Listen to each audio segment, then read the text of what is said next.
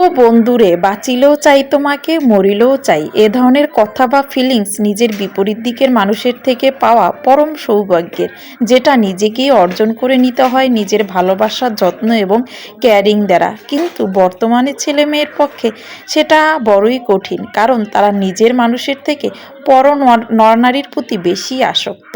কারণ তারাতে নিজের স্ত্রীর থেকে বা নিজের স্বামীর থেকে পর স্বামী বা স্ত্রীকে বেশি সুন্দর মনে করে। কারণ বর্তমানে পরকীয়ার ব্যাপারটা অহরহ হয়ে গেছে। কিছুদিন আগে একটা লাইভে এসে এক আপু কান্না করে বলছিল তার স্বামী পরনারীতে আসক্ত। আপুর গল্পটা শুনে যতটা না কষ্ট পেয়েছি, তার চেয়ে বেশি কষ্ট এবং অবাক হয়েছি সেখানে করা অন্যান্য ভাই বোনদের কমেন্ট শুনে। তারা কমেন্টে লিখেছে, এরকম চেহারা থাকলে স্বামী তো অন্য নারীতে আসক্তই হব। এটা দেখার পর কী ধরনের রিয়্যাক্ট করা উচিত ভুলে গিয়েছিলাম। শুধু ভিতর থেকে একটা তাচ্ছিল্যের হাসি এসেছিল সেই সকল আপু ভাইদের জন্য। তাদের মানসিকতাটা কেমন সেটাই বুঝতে পারছিলাম না। যে পাপ করছিল তাকে ছিনা দিয়ে যে পাপের জন্য কষ্ট পাচ্ছিল তার চেহারাকে দোষারোপ করছিল। তাহলে যারা এ ধরনের কমেন্ট করেছিলেন তাদেরকে একটা প্রশ্ন করি, যে প্রিন্সেস ডায়না সে কেন বলেছিল যে আমি যাকে ভালোবাসি সে ছাড়া পৃথিবীর সবাই আমাকে ভালোবাসে? তার স্বামী কেন পরনারীতে আসক্ত হয়েছিল? তার তো আভিজাত্য, চেহারা, সৌন্দর্য, স্টাইল সব দিক থেকে সে এতটা আগানো ছিল যে তার মৃত্যুর এত বছর পরও পৃথিবীতে এমন কোনো নারী জন্মায়নি তার সমান হওয়ার জন্য। তাহলে তার স্বামী কেন পরনারীতে আসক্ত হয়েছিল? তাকে কি দোষ দিবেন? তার কি চেহারা সুন্দর ছিল না? তার কোনটার অভাব ছিল? আসলে কি জানেন, চেহারা কোনো দিন স্বামীকে আটকে রাখতে পারে না। তা স্বামীকে আটকে রাখার জন্য দরকার নিজের একটা স্বামী সুন্দর ভাগ্য, আর দরকার ওই স্বামীকে সুন্দর চরিত্রের হওয়ার। যে স্বামী সুন্দর চরিত্রের, তার স্ত্রী যদি সবচেয়ে কুৎসিত হয়, সে ওই স্ত্রীকে ডানাকাটা পরী মনে করে।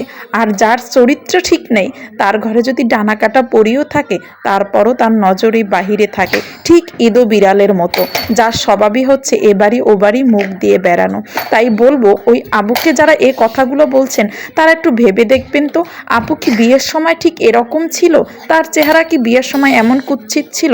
অবশ্যই না। তার বিয়ের সময় চেহারাটা সুন্দর ছিল বলেই তার স্বামী কিন্তু তাকে পছন্দ করে বিয়ে করেছিলেন। কিন্তু আজ স্বামী, সংসার সব কিছু সামলাতে গিয়ে হয়তো তার চেহারাটা ফিকে হয়ে গিয়েছে। কিন্তু আফসোস, তার সেই পাষণ্ড স্বামী তো বুঝলো না, আর আপনারাও সেটা বুঝলেন না, বরং তাকে এমন কমেন্ট করলেন যেটা তার দুঃখটাকে বাড়িয়ে দিবে। তাই সবাইকে একটা কথাই বলবো, কোনো চেহারা, কোনো অর্থ, কোনো অভিযোগ তো কখনোই পারে না বিপরীত দিকের মানুষটাকে আপনার দিকে আকর্ষণ করতে, যদি সেই মানুষটা সৎ চরিত্রের অধিকারী না হয়।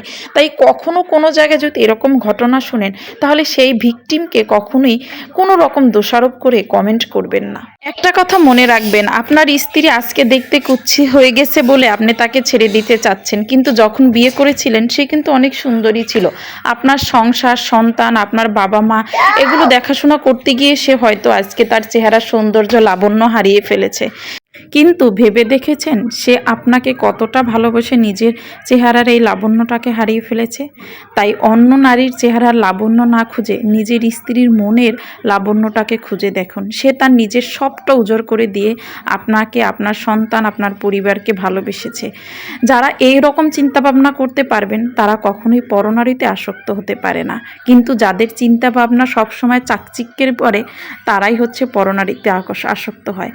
ওই আপুটার জন্য মন খুলে দোয়া রইল, আপুটা যেন ঘুরে দাঁড়াতে পারে এবং তার স্বামীকে চরম একটা শিক্ষা দিতে পারে। কারণ আজ যে অবহেলা তাকে দিয়েছে, তার থেকে দ্বিগুণ অবহেলা যেন একদিন ওই আপু তাকে ফিরিয়ে দিতে পারে। আর যারা আপুর চেহারাকে নিয়ে টিস করে কমেন্ট করেছেন, আপনাদের প্রতি রইল আমার সমবেদনা। কারণ আপনারা সত্যি বলার বাহিরে কিছু নিচু মন মানসিকতার মানুষ ছাড়া কিছু নয়।